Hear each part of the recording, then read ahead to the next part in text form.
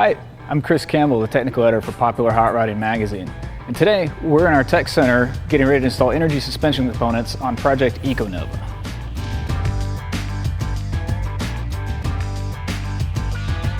Now, Energy Suspension has been working on their polyurethane formula for roughly 25 years now. They've developed their own proprietary mix called Hyperflex.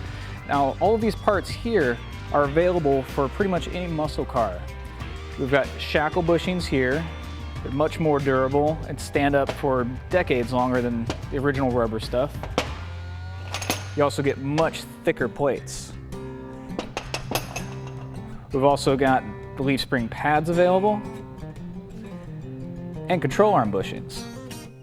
But today, what we're going to be focusing on with Project EcoNova is body bushings, subframes. This is an example of one of the gnarly ones that we pulled off the car. And this is actually surprisingly not that atypical for a muscle car that's 20, 30, 40 years old. This is the solution from Energy Suspension. It's the same Hyperflex material. Now this will not age out or dry out nearly as fast as rubber will. So basically, where you've got a limited amount of time with this, you're pretty much the life of your car with this. This little bit right here is all that's keeping everything from shifting around in the front end. So if this is loose, your front suspension is loose, the steering is loose, everything is loose. Check out this extremely deformed rubber, very dry rotted here. And what's more, if you'll notice up here, there should be a bushing between the chassis and the subframe. There's nothing left on this car. It's completely rotted away.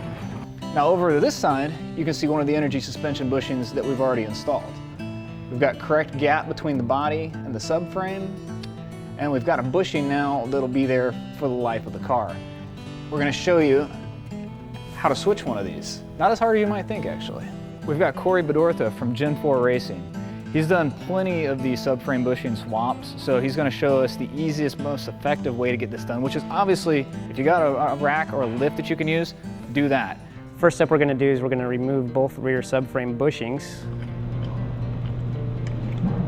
See the condition of it. Once we do that, we will then jack up the front of the car slightly just to relieve a little bit of load on the rear of the subframe. When the car is jacked up, we can go ahead and use a pry bar, pry down with just a little bit of effort, and you'll be able to remove the upper half of the stock bushing. Once you have both those out, you can go ahead and slide the new bushing in and align it up with a bolt hole.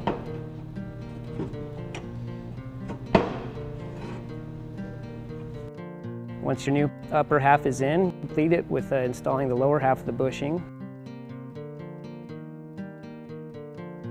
Once the bolt's started by hand, you can go ahead and finish tightening it up with the impact. You don't have to worry about over-tightening them because there is a sleeve in there that will stop once it is fully compressed. Now that the bolts are tight, you can go ahead and lower the car back down, and you're finished. Now the body mount kit will have all 6 mounting points, including the front and mid subframe mounts, which have already been installed on this car. So today we upgraded all the suspension bushings on Project EcoNova with stuff from Energy Suspension. Now to find out more info and find parts for your car, check out energysuspension.com.